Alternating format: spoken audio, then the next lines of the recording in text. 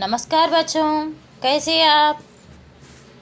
आशा करती हूँ कि आप सब बहुत अच्छे हैं। चलो आज हम 5वीं कक्षा के चौथी पाठ को पूरा पढ़ेंगे। बाकी के पाठ को पढ़ेंगे। नन्हा फनकार के बारे में हम पढ़ चुके हैं ना पिछले वीडियो में। अब बाकी के पाठ को पढ़ने वाले हैं। वह अनजान आदमी से केशव किस तरह बात कर रहा है अब हम देखेंगे। तुम्हारा नाम क्या है? अकबर ने नरम आवाज़ में पूछा। अकबर ने केशव से क्या पूछा? तुम्हारा नाम क्या है? किस आवाज़ में पूछा है? नरम आवाज़ यानी कोमल आवाज़ में पूछा, यानी धीमी गति से। केशव उसने नपातुला जवाब दिया। केशव उससे किस तरह का जवाब दिया गया है? नपातुला जवाब दिया, यानी इम्पोर्टेंट देते हुए नहीं दिया गया है। केशव, क्या तुम मुझे नक्काशी करना सिखाओगे? केशव से फिर से एक बार और एक प्रश्न पूछा है। क्या है वो? मुझे नक्काशी करना सिखाओगी? वह आदमी नक्काशी करना सीखना चाहता है। उसके लिए केशव को मांगता है, पूछता है क्या नक्काशी सिखाने के काम। उलझन में पड़े केशव ने तुरंत सिर हिला दिया। उलझन में पड़ गए यानी मुश्किल में पड़ गई, उसको सिखाना है या नहीं। फिर भी वो सिखाने के लिए सिर हिलाता है, हाँ यार के जैसा। तब तो तुम्हें मेरे लिए हथौड़ा और चीनी का भी इंतज़ाम करना होगा। तो मुझे नक्काशी सिखाने के लिए तुम्हारे जैसा मुझे भी हथौड़ा और चीनी का भी इंतज़ाम करना होगा। तब तुम्हें केशव फुर्ती से अपने पिता के पास भागा गया और उनका छेनी हथौड़ा उठाकर उल्टे पाँव लौट गया। उस अनजान आदमी को सिखाने के लिए हथौड़ा और छेनी चाहिए ना।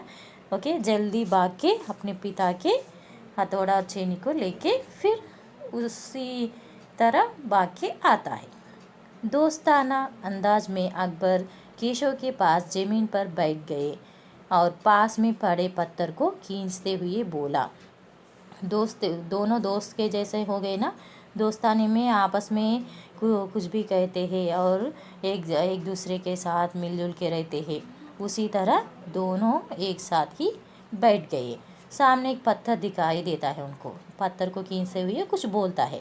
क्या है देखिए। ठीक है, आप बताओ कि मुझे क्या करना है। वह अनजान आदमी केशव को पूछता है। अब बताओ मुझे क्या करना। एक पत्थर को खींच के उसके ऊपर बैठ के पूछता है। किसको? केशव को पूछता है। क्यों नहीं, मुझे तो विश्वास है कि मैं सीख ही लूँगा। नहीं। केशव ने संदेह भरी नज़रों से अकबर की ओर देखा। जब अकबर, यहाँ पे देखिए, अकबर की ओर देखा। अब बताओ कि मुझे क्या करना है। केशव ने संदेह भरी नज़रों से अकबर की ओर देखा। हुजूर, क्या आप यह सब करेंगे? उस अनजान आदमी का नाम क्या है? अकबर है ना। अकबर की ओर से देखते हुए उसको कुछ पूछता है। आप ये सब करेंगे? आप तो दिखने में बहुत बड़े आदमी हैं ना, मगर मेरे जैसा आप भी ये पूरे काम कर सकेंगे? ऐसा केशव अकबर से पूछता है। क्यों नहीं, मुझे तो विश्वास है कि मैं सीख ही लूँगा। क्यों नहीं, या तुम्हारे जैसा मैं भी ये काम नक्काशी का काम कर लूँगी, क्योंकि मैं तुम्हारे जैसा सीख लूँगा। नहीं, मेरा मतलब ये नहीं था। मैं नहीं, मैं ये नहीं कह रहा हूँ। केशव शक पका गया। केशव तो शक पका गया, यानी शक पका गया बोले तो क्या है, वो तो असमंजस में पड़ गया है। दरअसल मैं कहना चाहता था कि आप इतने बड़े बादशाह हैं, ये ठीक नहीं लगता। उसने कुछ अनमने भाव से कहा। आप तो बहुत बड़े आदमी हैं ना, आप बादशाह है ना, बादशाह होकर ये सब सीखना अच्छा नहीं लगता है ना, इसलिए मैं ऐसा कह चुका हूँ, बोल के केशव बोलता है। अकबर हंसकर बोले, अच्छा, लेकिन पिछले हफ्ते में मैंने मिट्टी से भरी डलियाँ ढोने में किसी की मदद की थी। ओके, यहाँ पे देखिए मैं कुछ भी सीख सकता हूँ। पिछले महीने लास्ट महीने में मैं मिट्टी से भरी डलिया ढोने में किसी की मदद की थी। ओके, डलिया बोले तो क्या है, बास्केट्स मालूम है ना, स्मॉल बास्केट्स को ओके वो सिर के ऊपर रख के लेके जाने में मदद कर चुका हूँ, ऐसा कहता है। मुझे उसमें मुश्किल नहीं है। केशव अभी भी असमंजस की स्थिति में था। वह अकबर के पास बैठ गया, उन्हें चेनी पकड़ने का सही तरीका सिखाने लगा। अब फिर जैसे कि केशव के पिता ने उसे सिखाया था, उसने कोयले के टुकड़े से पत्थर पर लकीरें खींचकर एक आसान सा नमूना बनाया और गंभीरता से कहा, देखिए, सिर्फ इन्हीं लकीरों को बहुत ध्यान से तराशना है। अकबर ने पत्थर पर चीनी रखी और जोर से हथौड़े से वार किया, जिससे कटाव ज़्यादा गहरा हो गया।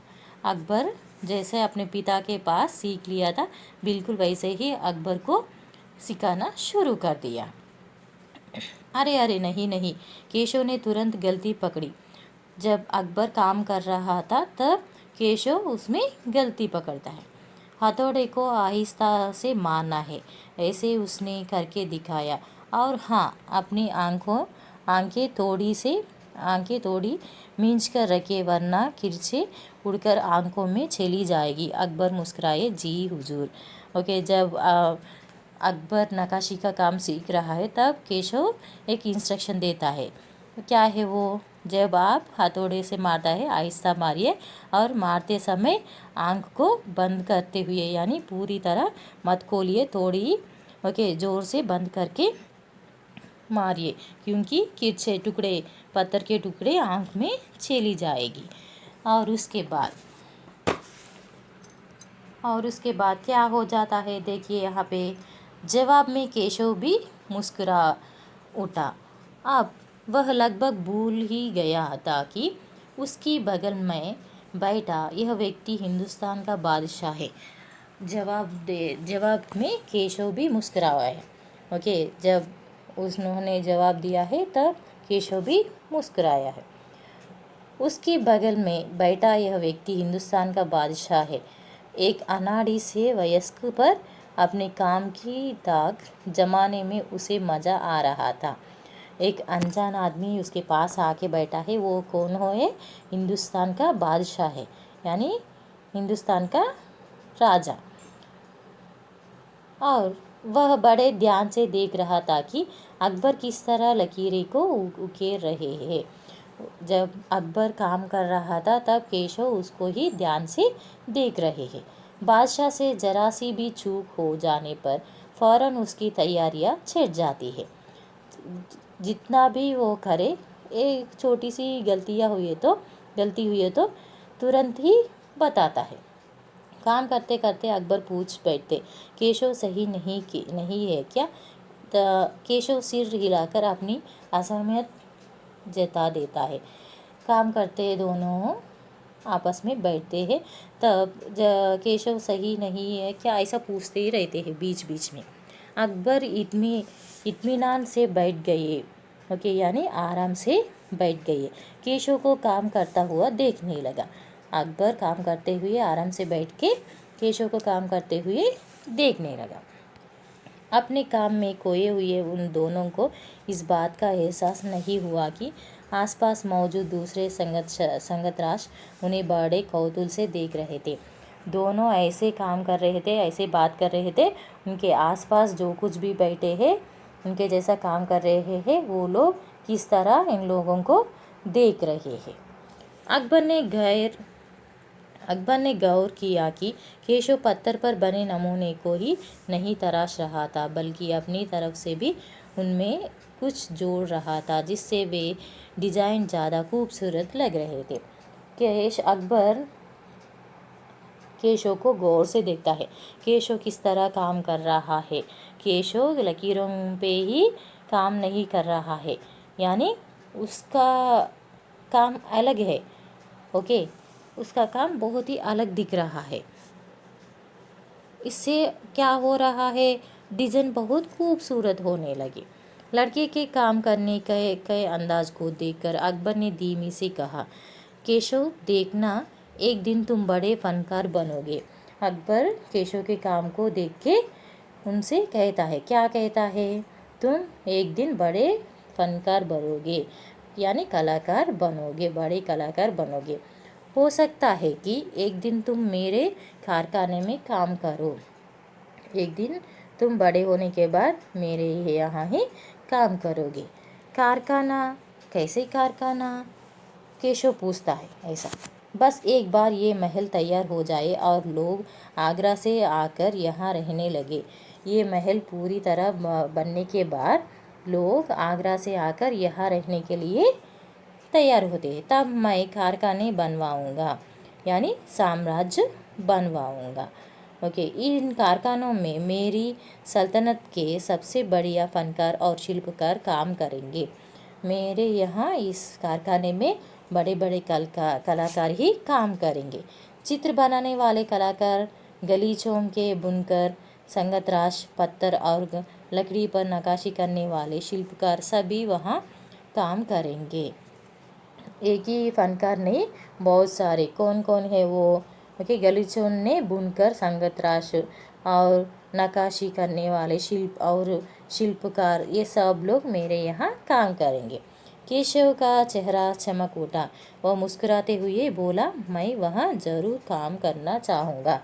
ओके जी हुजूर, मैं आपके यहाँ ज़रूर काम करने के लिए आ जाऊँगा।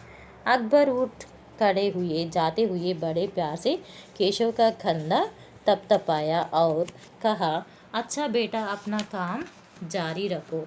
ये सब बातें करने के बाद अकबर जाते हुए अपने सिर पर हाथ रखे हुए कुछ बोलता है। क्या है? तुम अपना काम ऐसे ही करते रहो। हुजूर, क्या आप दोबारा आएंगे? केशव पूछता है अकबर को। आप फिर से आएंगे? केशव ने बड़ी उत्सुकता से पूछा। मैं ज़रूर आऊँगा केशव। केशव उत्तर देता है कि मैं ज़रूर आ जाऊँगा। फिर तो पूरे दिन संगतराशों के बीच केशव की धूम मची रही। ओके, उसके बाद वो चले जाने के बाद बाकी के पूरे लोगों के साथ, शिल्पकारों, कलाकारों के साथ बहुत ही बोला बाला रह चुके हैं। वह बार बार बादशाह से हुई अपनी मुलाकात सबको सुनाता रहा। अकबर वहाँ से चलने के बाद जो कुछ भी बातें हुई उन दोनों के बीच में, वो अपने सारे संगतराशों को सुनाते रह गया है। रात हो चली थी। केशव बहुत थका हुआ था, पर आंखों में नींद कहाँ। रात होने पर भी उसको नींद नहीं आ रहा था। वह धीरे से अपने पिता के बिस्तर में घुस गया। पिता ने मुस्कुराकर कहा, तुम तो अभी से इतने प्रसिद्ध हो गए हो। ओके, रात में सोना नहीं आए तो क्या किए? वो अपने पिताजी के पास, अपने पिताजी के बिस्तर में जाके घुस जाता है। मुस्कुराते हुए कहता है, क्या कहता है पिता, तुम तो अभी से मशहूर हो गए हो, यानी प्रसिद्ध हो गए हो।